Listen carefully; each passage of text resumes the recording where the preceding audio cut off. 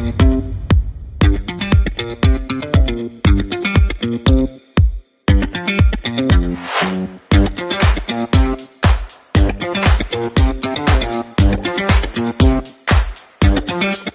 going on, amazing people? Welcome back again. It's TJ here. Welcome back to the Filter tonight. And in this episode, I want to cover a topic that is pretty hot in the news right now, and unfortunately is already becoming politicized, as everything seems to be these days. That is the topic of the COVID vaccination. Now, this will only be effective from what everything I've seen so far. It's only going to be effective if around 70% of the population begins to take this vaccine. And that's not even a guarantee. That's just the latest number I'm hearing in the news that it'll take before this virus really begins to, I guess you could say, die down, or at least start to die down. And that is something that is deeply concerning in its own respect, but also it's equally concerning to me that already I can just scroll through my Facebook feed and just see countless fake news, false information that people that are posting, that they don't really understand the gravity of the situation. I mean that with the utmost respect. I'm not calling the people that share these false things stupid inherently, but I think that they are so convinced by their own political views and their own convictions that they are not willing to even consider that what they are sharing could be false.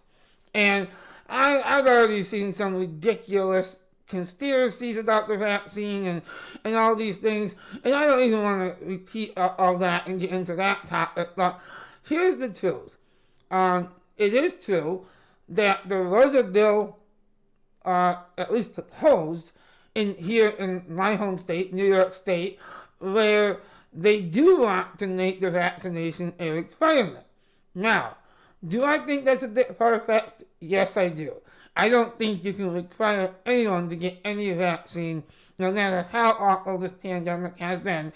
And let's not kid ourselves. It has been terrible, economically, health-wise. Obviously, tons and tons of people losing their lives. It's been terrible all around.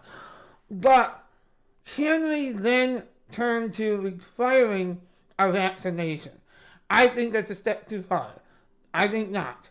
And I think that will ultimately be the case that wins. Because while it probably is a really good idea for a lot of people to just go ahead and do it, get the vaccination for the good of the entire population, that's only one argument.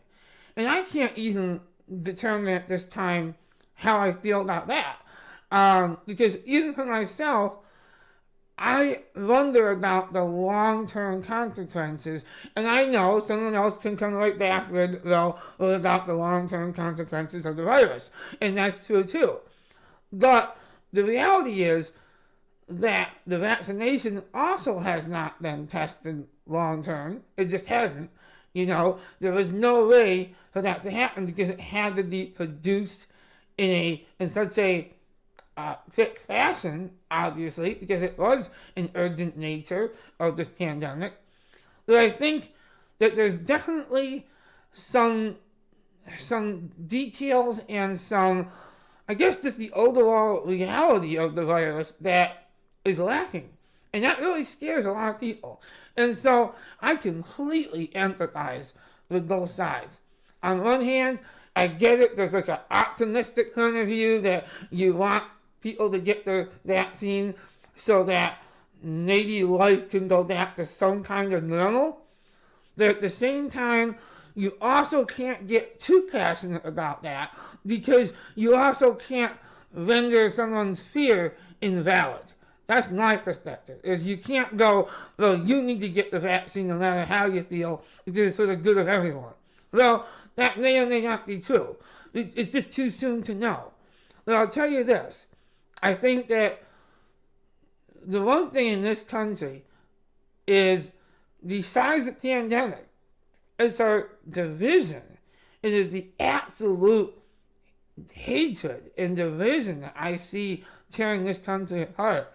And it saddens me. It really does. I mean, it kills me that once again we're going to see this topic of vaccines. Now that's going to be the latest thing that tears us apart. First, it's continuing to be the election as well, but of course it's last.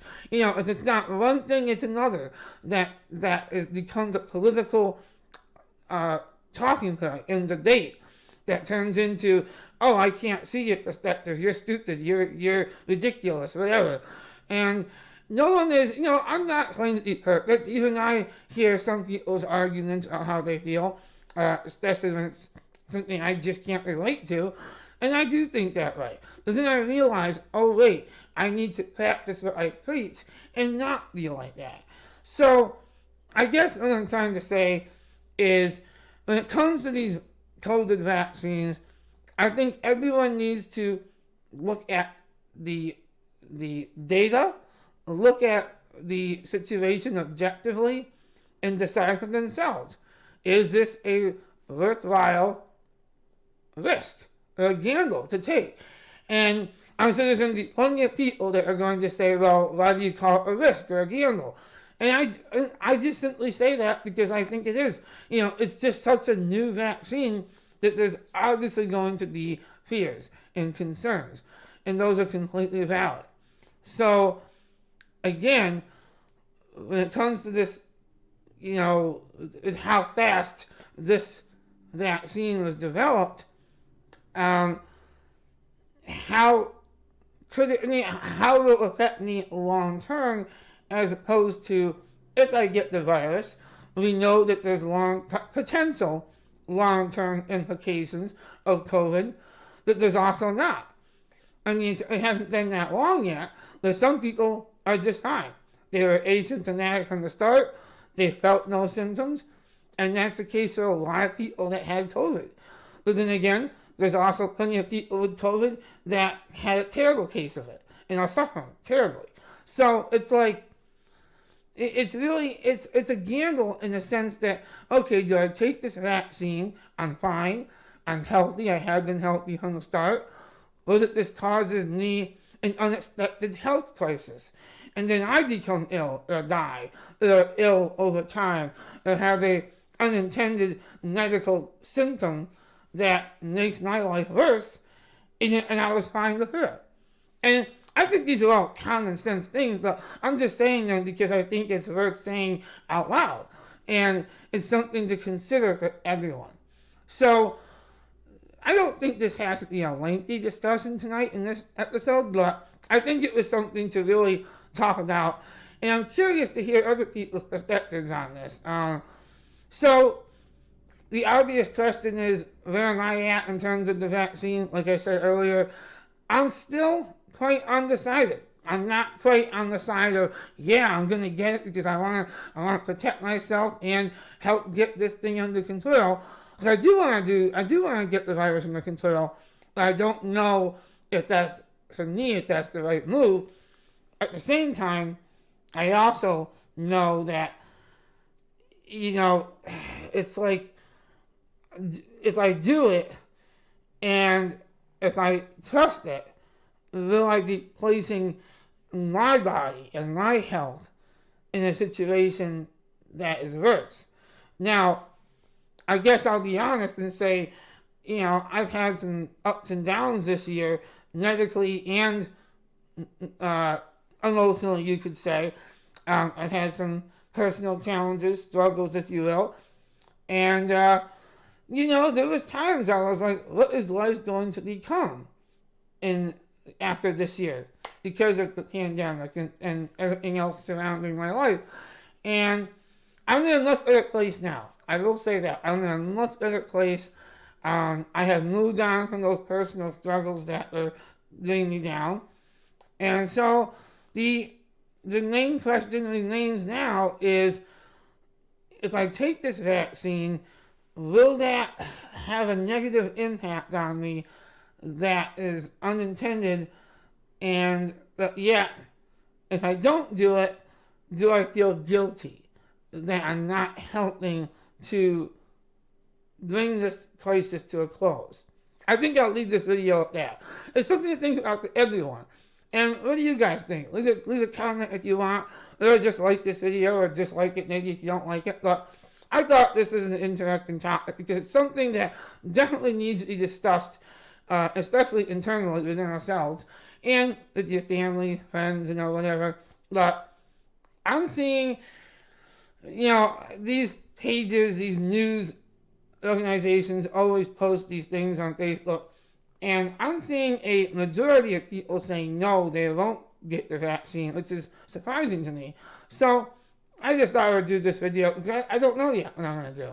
So with that being said, thank you so much for watching, guys. I do appreciate it. If you like my content, please give it a thumbs up. If you're on YouTube, please subscribe. Until next time, guys, thanks for tuning in, and peace out for now.